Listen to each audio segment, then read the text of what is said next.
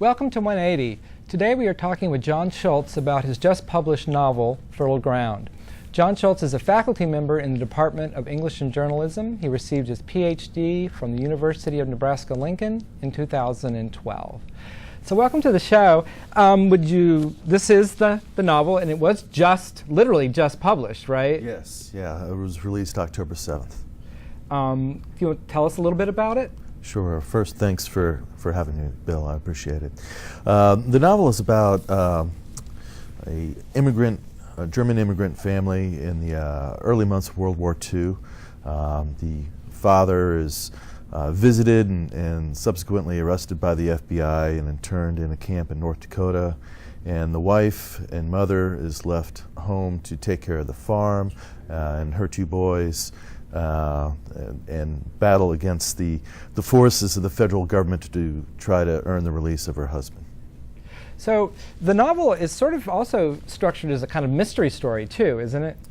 Absolutely. One of the reasons that Hans, the father in the story, is arrested is because he's suspected of un-American activities in a sense, or suspected of sabotage efforts. And were there sabotage efforts?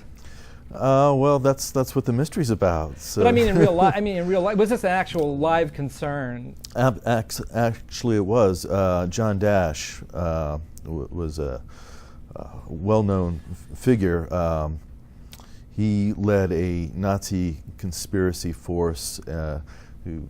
8 of them in a U-boat came across the Atlantic. 4 of them landed in Jacksonville, Florida, and the other 4 landed on Long Island in June of 1942. And the idea was to sabotage the American war effort.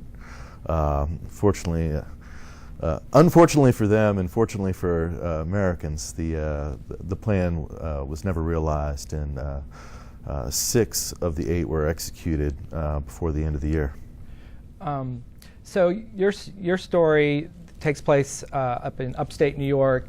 The family is an agricultural farming family. Mm-hmm. The father is arrested on suspicion of being a saboteur, and is spirited away to no one knows where at first. Correct. And then the mother and the 2 boys that are left, they have to sort of do a couple of things, right? They have to fend for themselves. They have to run the farm. Yes. And then they have to explain both to themselves, the mother to the boys, and then the mother and the boys to the community, what's happened to the father, right? Right. Well, at that particular time period, the absence of a father was not unusual. True.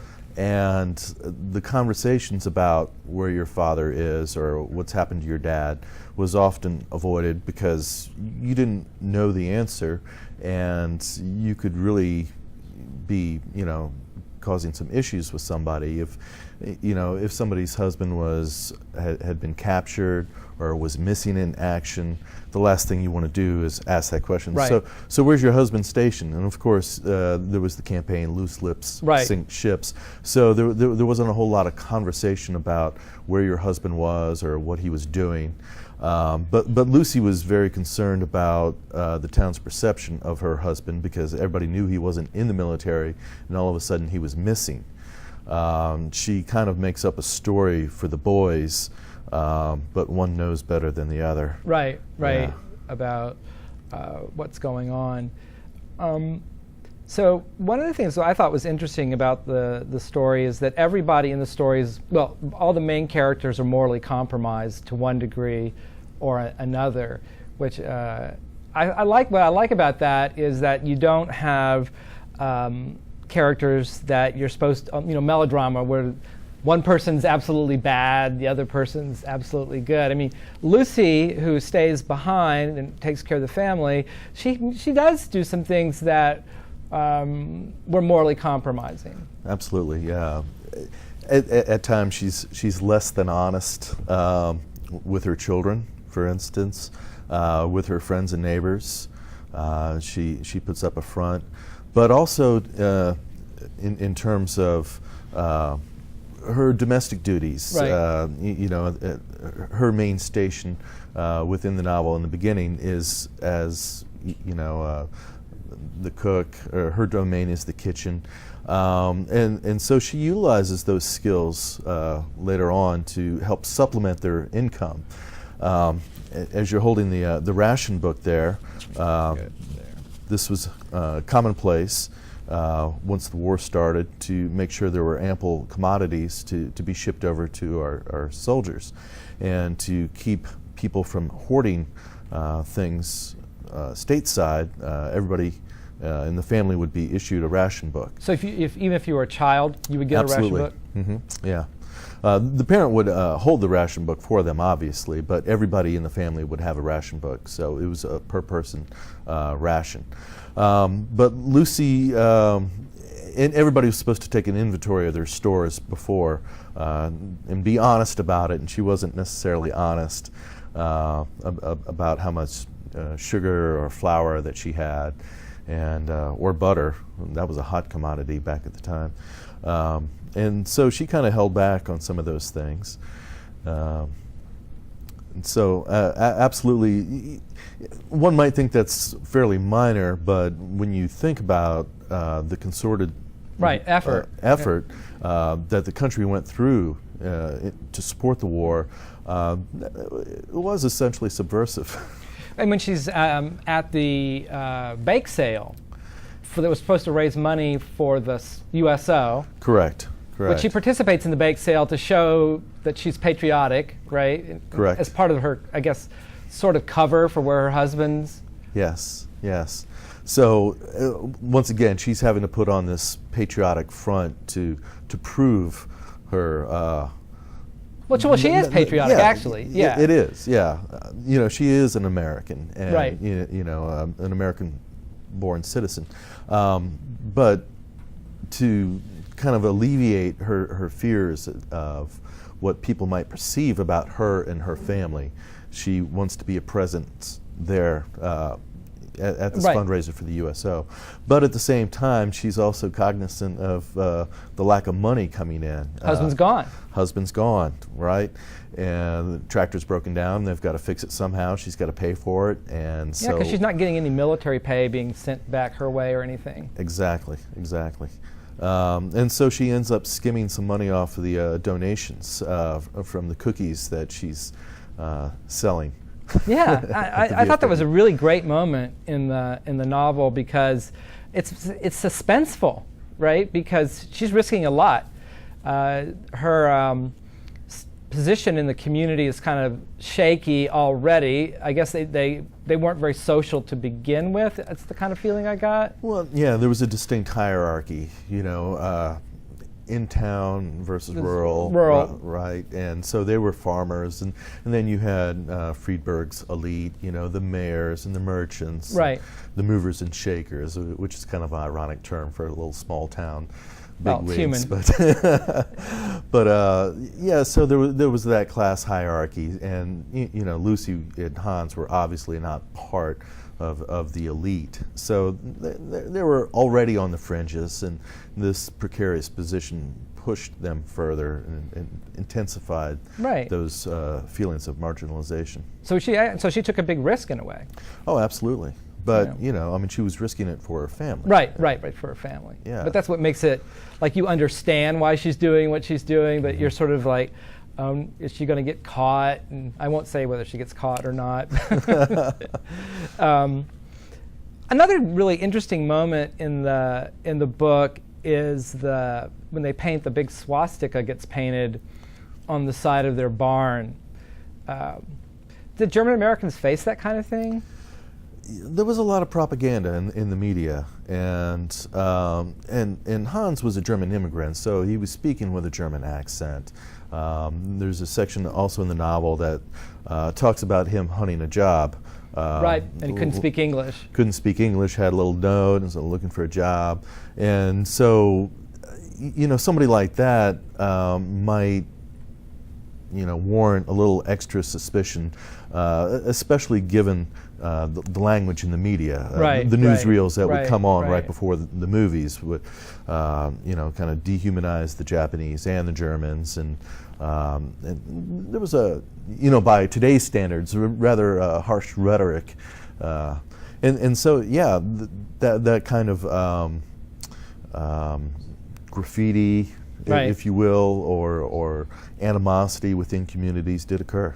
It's a great scene in the novel because they're returning to the farm and they're happy to be coming home, and they kind of come around a curve or go over a hill, and then of course the first thing they see is their barn, and then painted on the side of the barn is this huge. Yeah, well, several of them. Several of them, yeah. It was very good. You also show life in the internment camp in North Dakota, which was pretty harsh. But one of the things that was interesting about the camp is that the the enlisted men were in barracks, I guess. Correct. Whereas the officers were sort of in what looked like to be almost like apartments, or yeah, some brick structures, much nicer conditions for the officers, and it was long wooden barracks, typical what you would assume for you know, barrack housing. Very drafty. One potbelly stove at the far end. Double bunks throughout, and so yeah, it was North Dakota, so right. you can imagine it's cold. Right. imagine what the winters were like there. Even for Germans, it was harsh by their standards. So who were these people that were interned in these camps? Well, the initial inhabitants of this particular internment camp, which was Camp Lincoln, were merchant seamen who were disembarked from their ships that were in U.S. ports at the outbreak of war. They just happened to be here. Just happened to be here, right? So and that would have been true of American merchant seamen in Germany as well? Absolutely. Okay. Absolutely. So they were in port on December 7th for the Japanese. They were in port December 10th for the Germans, and immediately the military was mobilized and seized removed, their ships, seized the ships, seized the cargo, and took these merchant seamen, men who lived on the high seas, and put them where? In the middle of the continent, as right. far away from an ocean water as you they could get. be. Yeah, Right. Absolutely. And then there were some German Americans, citizens, who were also interned. Absolutely, yes. Well, the camp was in place initially for the merchant seamen. That was immediate. But then there were subsequent hearings. When people were arrested by the FBI, they would go through a series of placements. Ellis Island was actually used as a way station, as processing? Yeah, as a processing station, as people were awaiting their hearings to determine whether or not they would be interned for the duration of the war or returned home. The majority of them were interned. These folks were not allowed typical due process. They weren't allowed to question their accusers. A lot of the accusations were hearsay. They did not have right to counsel. So a lot of them just ended up in camps. Some of the camps accommodated entire families. Oh. Now this was by choice of the families. So that's kind of mentioned in the novel as well. The biggest camp of that sort was Crystal City down in Texas, just 100 miles north of the Mexico border. And there they interned entire families. Okay. Right. How many people would have been interned? Well, for the Japanese, it was over 100,000 okay. on the West Coast. On the East Coast, it was about 10,000 Germans and 3,000 Italians. Okay. And in the camp, at Camp Lincoln, there would be a mixture of Japanese and Germans and whoever? True, but they were segregated. Okay. So the Japanese had one portion of the camp and the Germans had a different portion. And they did not intermingle within the camp, although they could see one another through the barbed wire. Right. One of the things that was interesting about the internment camp is that the workers, or the internees, were given a sort of opportunity to aid the American war effort for pay. For pay, right. And